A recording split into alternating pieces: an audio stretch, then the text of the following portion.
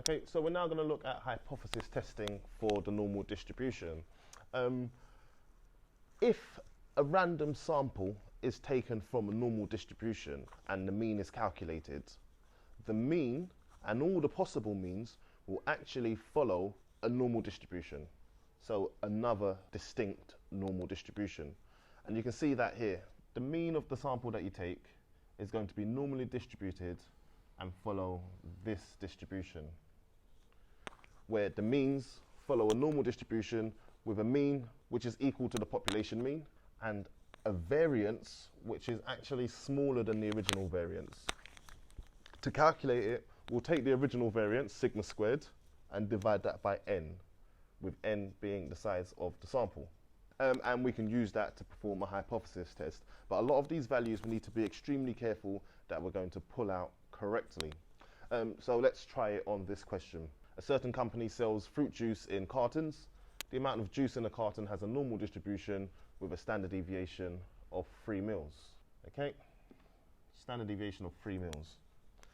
The company claims that the mean amount of juice per carton, mu, is 60 mils.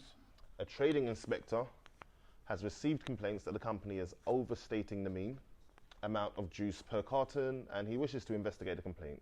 The trading inspector takes a random sample, so here's his own sample, of 16 cartons, and he finds the mean that he's calculated is 59.1 mils of juice per carton. And we're tasked with using a 5% level of significance, state the hypothesis clearly, test whether or not there's evidence to uphold the complaint. Okay, let's try and pull out or summarize the statistics that we found so far. The mean of the population, 60.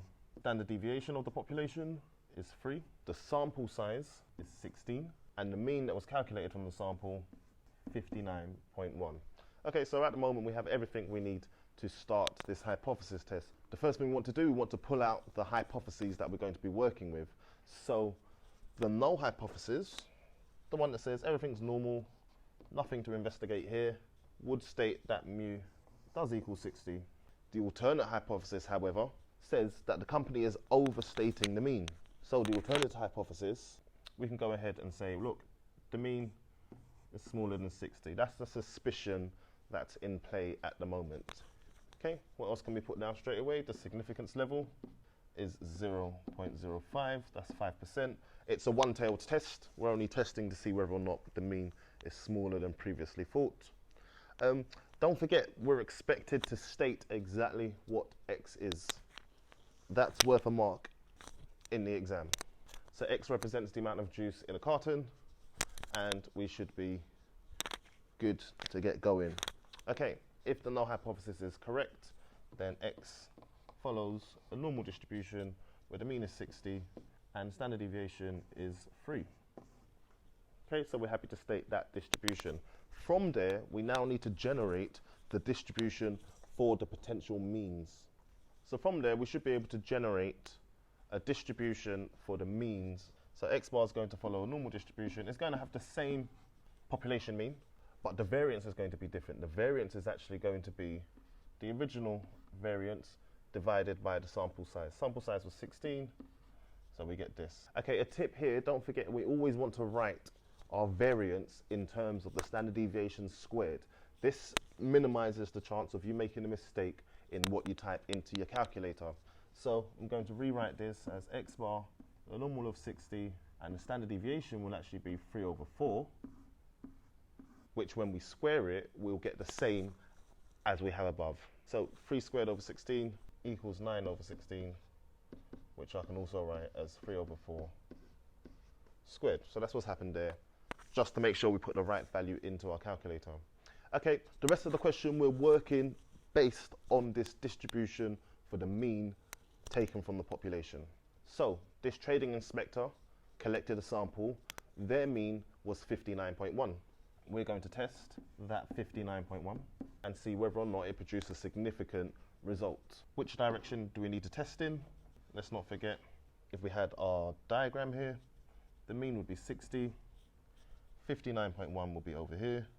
So we're testing away from the expectation, away from the mean, towards the nearest tail. We're testing less than or equal to 59.1.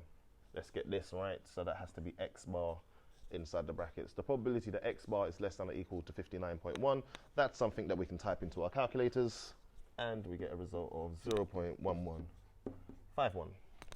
Is that significant? We'll compare it to the significance level, which was 5%. It's greater than the significance level. There's nothing significant happening here, so we don't have enough evidence to reject H0. Okay, and our usual conclusions: not enough evidence to reject H0, and secondly, not enough evidence to suggest the mean is smaller than 60 mils. Okay, so the hypothesis test has a lot of the same structure that you're used to. Set out the hypotheses, significance level, a statement about X, state your distribution. We then generated a new distribution, so this blue one, this X bar distribution, which we worked with a probability statement, a diagram, comparison, and conclusion. So a lot of the same steps that we're used to seeing.